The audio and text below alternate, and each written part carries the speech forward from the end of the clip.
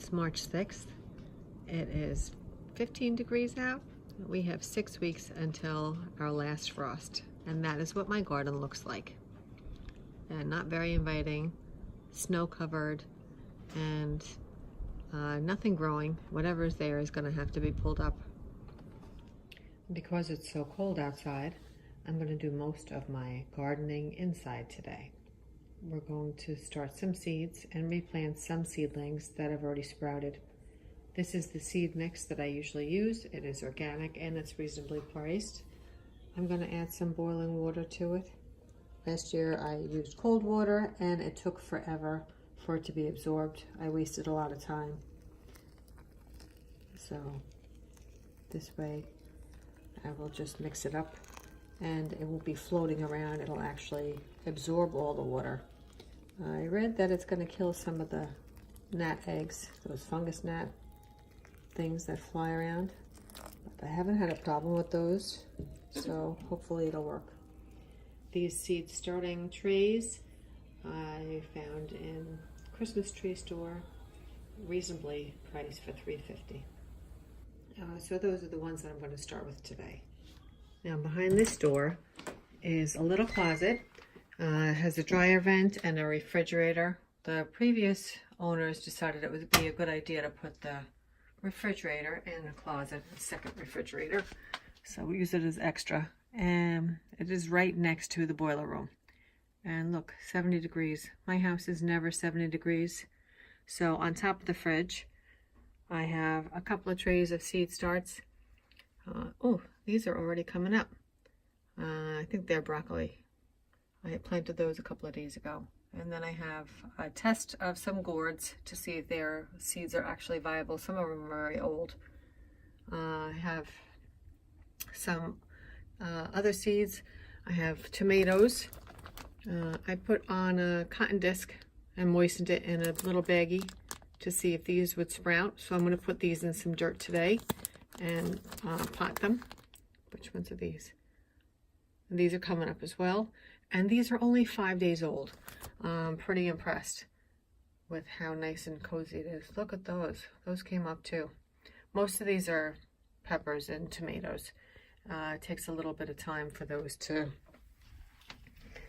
mature enough to plant outside up here. I'm 6 weeks at this point before my last frost.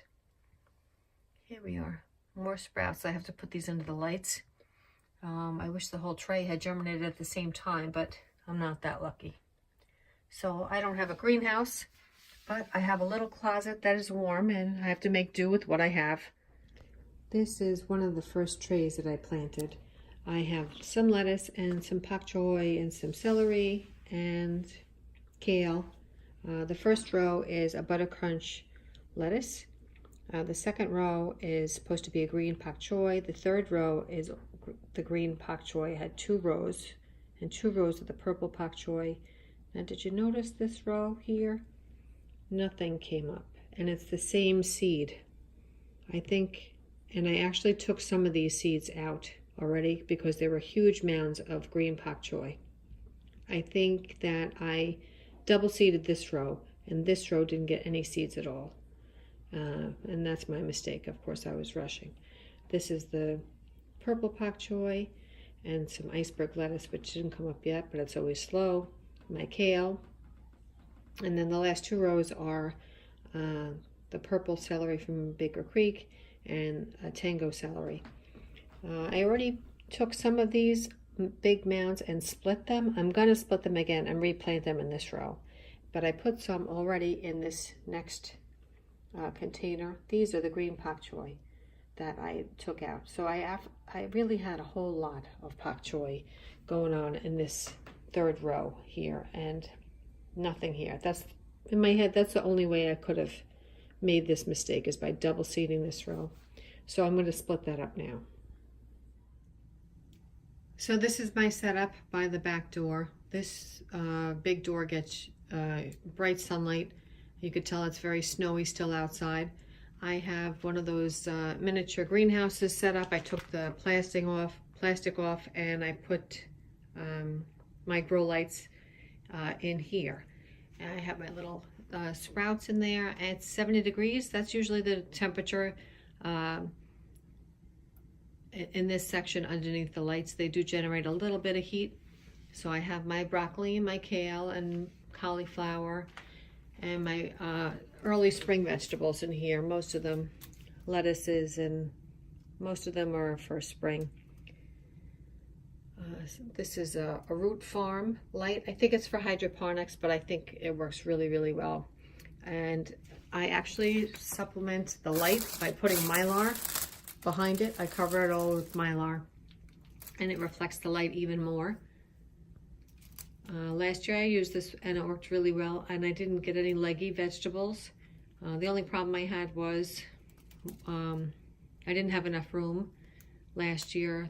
Most of the vegetables, it was too cold to put them outside, even way into May, because we were so abnormally cold even into May. So hopefully I'll be able to put these guys outside and continue to plant out my warm weather vegetables like my tomatoes and peppers and such. In the dog crate right next door, I have my pepper plants that I overwintered last year. I dug them up and rinsed off the soil off the roots, and then potted them with brand new soil, and then brought them inside. I did this with 4 plants and 2 didn't make it, so I have 2 left. And they even have leaves still on them, so hopefully these guys will make it for another 2 months before I can bring them outside. And I put them in the crate because the dog eats the leaves. And so now he's not allowed in the crate, but my plants are. So hopefully just for a little while, because he likes his crate. I'd like to see everybody else's setups. Sure that this is kind of caveman style. My husband really doesn't like the way it looks, but it does its job and suits its purpose for me. And you got to work with what you have.